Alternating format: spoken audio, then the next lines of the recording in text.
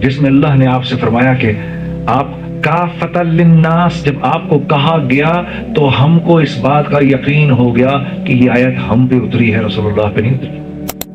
جس کے دل میں یہ فکر ہو کہ سارا کا سارا عالم کلمہ پڑھ لے نہیں تو مرتے یہ جہنم میں جائیں گے، اللہ کریں گے اللہ سے ہوتا ہے۔ لوگوں کو نہیں پتا اس بات کا، وہ یہ کہا کرتے تھے، ایک دوسرے کو کہتے تھے کونوا مثلنا، ہماری طرح ہو جاؤ۔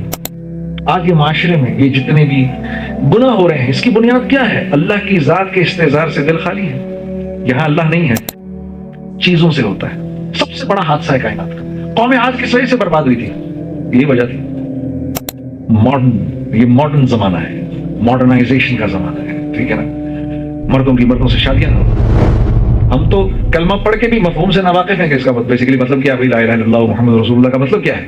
نہیں کوئی معبود سوائے اللہ کے، محمد صلی اللہ علیہ وسلم اللہ کے رسول ہے، کہ تو ترجمہ ہے، مفہوم کیا ہے اس کا؟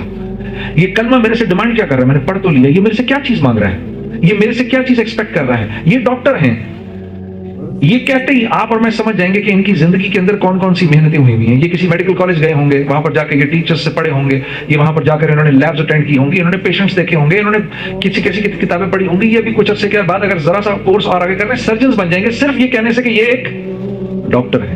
تو جب میں یہ کہتا ہوں لا الہ الا اللہ، لا الہ الا اللہ محمد رسول اللہ، تو صحابہ فرماتے تھے کہ جب رسول اللہ صلی اللہ علیہ وسلم پر یہ آیت اتری جس میں اللہ نے آپ سے فرمایا کہ آپ کافۃ للناس، جب آپ کو کہا گیا تو ہم کو اس بات کا یقین ہو گیا کہ یہ آیت ہم پہ اتری ہے، رسول اللہ پہ نہیں اتری، یہ ہم پہ اتری۔ یہ اللہ ہمیں مخاطب کر رہا ہے، ہم نے آپ کو ساری کی ساری انسانیت کے لیے ہدایت بنایا ہے۔ تو صحابہ سمجھ گئے کہ رسول اللہ دنیا سے چلی بھی گئے تو آپ کے کام کی ذمہ داری اب ہمارے اوپر آ کے پڑ گئی ہے۔ اس آفس میں کام کرنے والا اگر اس کو اپنی ذمہ داری کی سمجھ میں آ گئی تو سارا کا سارا دفتر اس کی عزت کرے گا، ایسے ہی ہے نا؟ اور بینک کا مالک اس کو کس نظر سے دیکھے گا؟ یار یہ ہے، ابھی چاہے کسی پوزیشن میں بھی ہے، اس جو فکر اس کے دل میں ہے وہ فکر تو اس برانچ مینیجر کی فکر اندر کے اس میں نہیں ہے۔ اس کو تھوڑی سی محنت اور کرنے دو، اس کو لے جا کے میں یہیں بٹھاؤں گا۔ کس بنیاد پر؟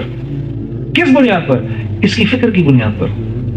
کام ابھی اتنا اچھا نہیں آتا اس کو، لیکن یہ اس فکر میں گھلے جا رہا ہے کہ کیسے پورا کا پورا پاکستان جو ہے وہ اسلامک بینکنگ میں آ جائے۔ اس فکر نے وکاس کو پاگل کیا ہے، اس کو سمجھ میں نہیں آ رہا کہ میں کس طرح سے پورے کے پورے ملک میں یہ جو لوگ کنونشنل بینکنگ کر رہے ہیں میں کس طرح سے ان کو اس سے نکلواؤں۔ یہ فکر جو ہے نا، یہ فکر یہ سب سے بڑا ایسٹ ہے اس کا۔ کام ابھی وہ کیسے نکالے گا یہ تو ابھی یہ فگر آؤٹ ہی نہیں کر سکا۔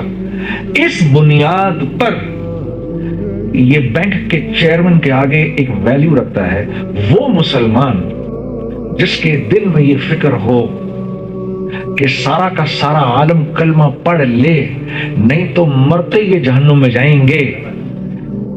اس انسان کی اللہ کے ہاں قیمت ہے، اور ہر صحابی ایسا تھا۔ اسی لیے 1.25 لاکھ تھے، ٹوٹل کتنے تھے؟ 1.25 لاکھ۔ اللہ نے ان 1.25 لاکھ کو 30 سال کے قلیل عرصے میں 3 براعظموں کا بادشاہ بنا دیا۔ 3 براعظموں کے امام بن گئے 1.25 لاکھ، فکر کی بنیاد پر۔ اللہ کریں گے اللہ سے ہوتا ہے، لوگوں کو نہیں پتا اس بات کا، وہ یہ کہا کرتے تھے، ایک دوسرے کو کہتے تھے کونوا مثلنا، ہماری طرح ہو جاؤ۔ میں تو ابھی بیان کر رہا ہوں، وہ بیان تو نہیں کرتے تھے، وہ کہتے تھے ہماری طرح ہو جاؤ، ہماری طرح ہو جاؤ نہیں تو برباد ہو جاؤ گے۔ اور ان کے یہ بول، کیونکہ اندر کا حال ایسا تھا نا، وہ حال منتقل ہوتا تھا، تو اس حال کی بنیاد پر جو ان کے پاس بیٹھتا تھا ایک دم کلمہ پڑھ کے اسلام قبول کر لیتا تھا، ایک دم اللہ کی بزرگی بڑائی کا اس کو یقین ہو جاتا تھا۔ آج یہ معاشرے میں یہ جتنے بھی گناہ ہو رہے ہیں، اس کی بنیاد کیا ہے؟ اللہ کی ذات کے استحضار سے دل خالی ہے، یہاں اللہ نہیں ہے۔ نہ مرنے کا خوف ہے کہ میں نے مر کے اللہ کے سامنے کھڑے ہونا ہے، نہ اس بات کا خوف ہے کہ یہ جو میں کر رہا ہوں اس پر میرے پر پکڑ آ سکتی ہے۔ ہاں؟ اب آپ کو سمجھ میں آیا کتنا ضروری ہے کہ دل میں کلمے کا استحضار ہو، کیونکہ جیسے کلمہ نکلے گا، کلمے کا استحضار نکلے گا، یقین میں کمزوری آئے گی، ہر گناہ وہ گناہ کرنے کو تیار ہو جائے گا جس گناہ کے کرنے سے معاشرے میں آگ لگتی ہے، ہر وہ گناہ کرنے کو تیار ہو جائے گا۔ اور جیسے ہی اس بات کا احساس ہوگا کہ یار اللہ دیکھ رہا ہے، یہ انسان اتنا نرم اور یہ انسان اتنا شفیق بن جائے گا کہ لوگ خود بخود اس سے جڑنا شروع ہو جائیں گے۔ اس لیے ہے کہ دعوت کی محنت اتنی ضروری کہ یہ اگر نہ ہوئی تو یقین میں بگاڑ آئے گا. وہ یقین کا بگاڑ بندے کو بھی برباد کر دے گا اور جس انسان سے اس کا تعلق ہے اس کو بھی برباد کر دے گا. چیزوں سے ہوتا ہے. سب سے بڑا حادثہ ہے کائنات کا. قوم عاد کس وجہ سے برباد ہوئی تھی؟ یہی وجہ تھی ہماری طاقت. حود علیہ السلام نے ان سے کہا تمہاری طاقت کچھ نہیں ہے، تم انجانے واللہ ہے. انہوں نے بولا اللہ کہاں سے آ گیا بیچ میں؟ ہماری برادری، ہماری طاقت. انہوں نے ہوا کو آتے ہوئے دیکھا جس ہوا نے ان کو برباد کیا. بجائے اس کے کہ اس وقت بھی توبہ کر لیتے، ایک دوسرے کے بازو پکڑ کے کھڑے ہو گئے ایسے کر کے. قوم سمود یہ ٹیکنالوجی کی لائن کے لوگ تھے، صنعت کار تھے، ٹیکنالوجی کی لائن کے لوگ تھے. یہ قوم عاد کے بعد آئے تھے. صالح علیہ السلام نے ان کو سمجھایا دیکھو مت اپنی ٹیکنالوجی کی بنیاد پر اتنی بڑی بڑی اللہ کی نافرمانیاں کرو، مت کرو. قوم عاد کا حال دیکھو. انہوں نے بولا وہ تو ہوا نے ان کو برباد کیا تھا. انہوں نے پہاڑوں کے اندر گھر بنا لیے. ہم تو پہاڑوں میں رہیں گے، ہوا کیا کرے گی پہاڑوں میں.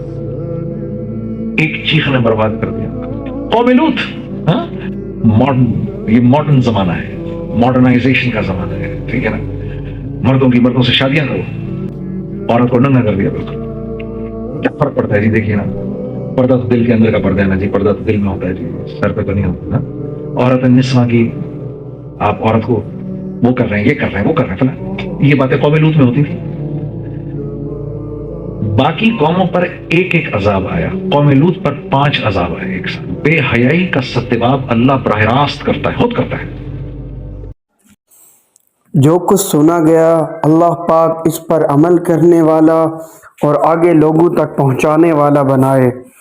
مزید اصلاحی بیانات کے لیے ہمارا یوٹیوب چینل بیوٹیفل بیان JJ کو سبسکرائب کریں اور ویڈیو کو لائک کریں. جزاک اللہ خیر.